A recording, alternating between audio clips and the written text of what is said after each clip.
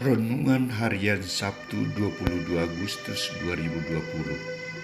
Pekan Biasa ke-20. Pesta peringatan Santa Perawan Maria Ratu. Jadilah pemimpin yang rendah hati dan taat.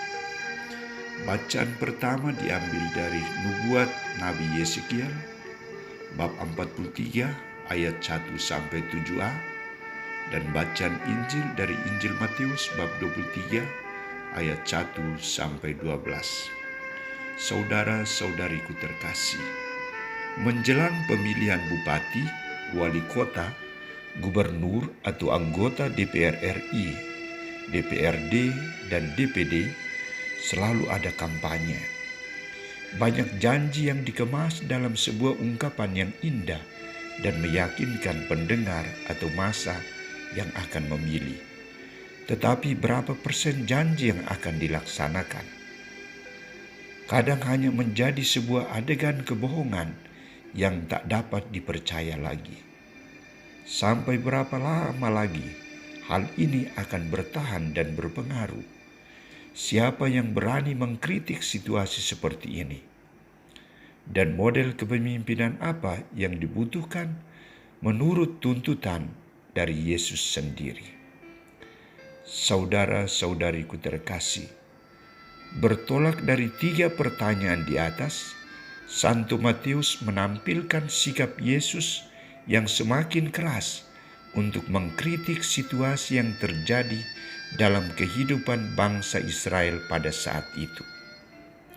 Yesus melihat bahwa situasi kepalsuan dan kebohongan yang ditampilkan oleh para pemimpin Yahudi, dalam hal ini orang-orang Farisi dan ahli-ahli Taurat, harus disiasati dengan sungguh-sungguh sehingga tidak dapat mempengaruhi kehidupan orang banyak dan para murid sendiri. Oleh karena itu, Yesus secara tegas memberikan ajakan dan larangan-larangan agar diperhatikan oleh orang banyak dan para muridnya sendiri. Pertama, ajakan Yesus. Turutilah dan lakukanlah segala sesuatu yang mereka ajarkan kepadamu. Yesus menilai bahwa segala sesuatu yang diajarkan oleh orang-orang Farisi dan ahli-ahli Taurat itu benar. Sumber pengajaran mereka berasal dari Allah sendiri.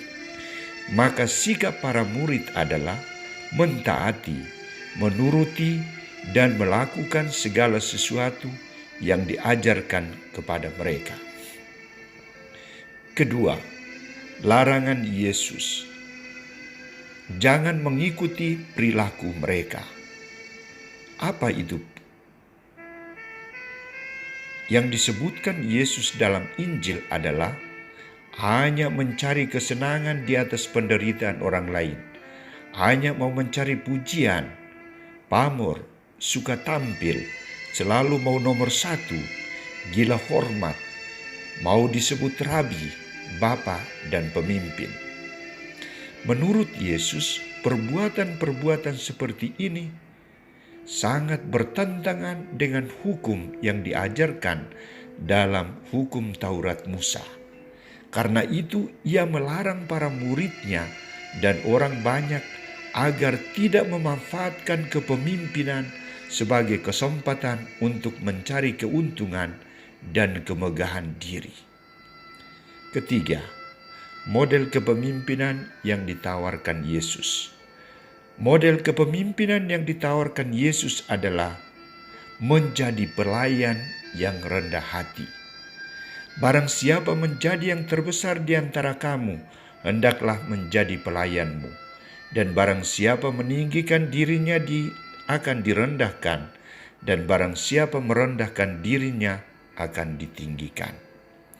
Sebagai pemimpin, Yesus sendiri memberikan contoh dan model dalam menggembalakan, memimpin, menuntun para murid melalui pemberian diri yang total, pelayanan penuh kerendahan hati, sampai mengorbankan dirinya, wafat disalib tanpa skandal apalagi kemunafikan. Para murid dan orang banyak dituntut untuk memiliki kepemimpinan seperti Yesus sendiri, melakukan kehendak Allah, bukan kehendak pribadi, mendirikan kerajaan Allah, bukan kerajaan dunia yang penuh dengan harta duniawi. Saudara-saudariku terkasih, ajakan dan larangan Yesus bagi para murid dan orang banyak menjadi bahan acuan bagi kita dalam mengoreksi segala tutur kata, tindakan, dan perbuatan kita. Kita sering mengabaikan nasihat yang baik dan bijak dari para pemimpin, uskup, para pastor, orang tua, para guru, dan lain sebagainya. Kita sering lebih suka menjadi pengajar, penasehat, dan memerintah daripada mau menjadi orang yang diajar, dinasehati, dan diperintah. Kita juga sering suka mencari muka, pamor, perhatian, mau dihormati. Sikap-sikap seperti ini sangat bertentangan dengan harapan Yesus dan sesama.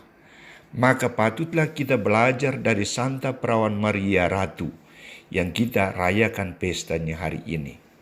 Santa Maria dipilih oleh Allah menjadi Bunda Yesus Kristus, Bunda Gereja, dan Ratu kita. Tetapi ia sangat rendah hati dan taat dalam melakukan kehendak Allah. Ia menjadi ibu, ratu, dan model kepemimpinan bagi kita saat ini.